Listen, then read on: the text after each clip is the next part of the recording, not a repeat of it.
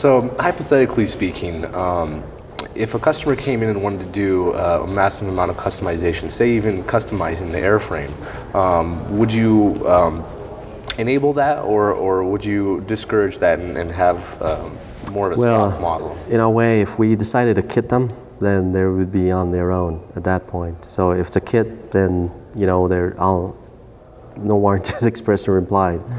So, which is typical of the situation with kit aircraft. So we haven't gotten to that point yet, but customizations can be requested.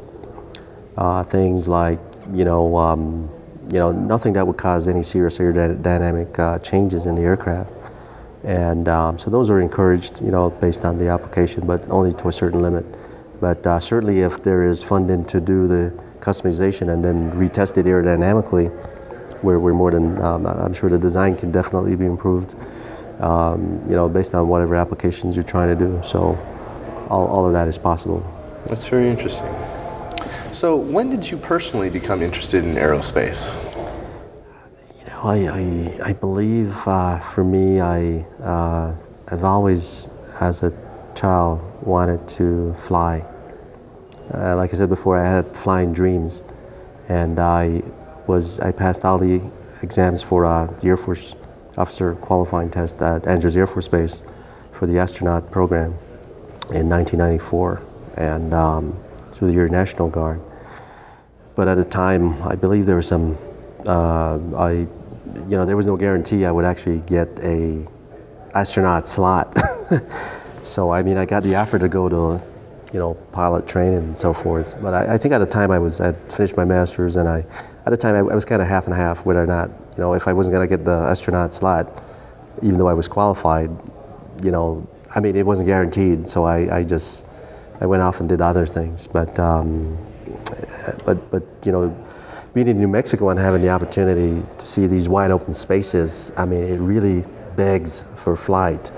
And so in my mind's eye, as I go down the highway, I see these saucers, just flying along, in my mind's eye as a form of transportation, which could be a heck of a lot of fun if done correctly. So, I've always had an interest in aviation, in space, and have many ideas for space, learning also a lot, even through these symposium about space flight and things that we can do better, things we can learn from space. One of the things I always like to tell people, some people are like, I don't want to go into space. But the truth is, we are already in space. We are on a rock that's floating through space. So it's too late. We are already in space. So that's my answer to people who try to naysay the space program and to think that we're spending all this money for no reason. It has an implication for our future. It always has. So it's important that we continue in this business of space and actually allowing easier access to space through tools like the Virgin Galactic spaceship and others to remove that barrier to space. And I think in the future there will be a lot of easier ways to get to space through new discoveries and use of anti-gravity technology.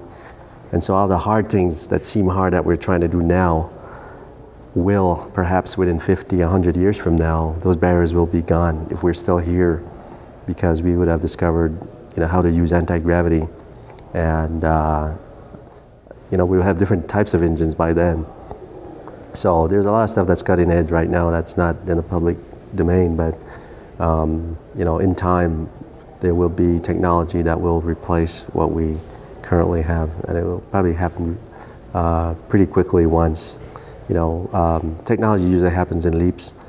Sometimes people just get to the realization that we need this. I'll give you an example. Like, for example, to get between Maryland and Virginia, there's a tunnel that you go across, and it's 21 miles roughly, and to Jamestown, Virginia, from some point in Maryland. If they didn't have that tunnel, you would have had to have gone 4 hours around DC down to Virginia. And so that tunnel is a great idea to make that shortcut to save time. However, there's also another way, right? The Hydra Spider is an amphibious vehicle. So people always like this personal freedom. That vehicle is available now for about $150,000, $200,000, where you could just drive in the water and it will take you across. Sir Richard Branson was one of the first people who tested the other version, not the Hydra Spider, another company, to just basically drive across the English Channel. The first person to drive across the English Channel. And so people like the personal freedom. And so at some point, our little saucer should be able to land on water, take off, so it'd be watertight. It can take off from water. And there's so many amazing things that can be done. You can use it on an aircraft carrier to inspect cruise ships or other shipping. You can use it just as a forward vessel to patrol, before you enter an area.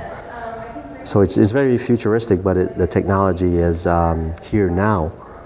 And so what we're hoping to do is to introduce it to the public, and so we can take advantage of it to the extent of, it's being able to provide some advantage over current existing technology, a last mile solution for transportation, and especially to inaccessible areas.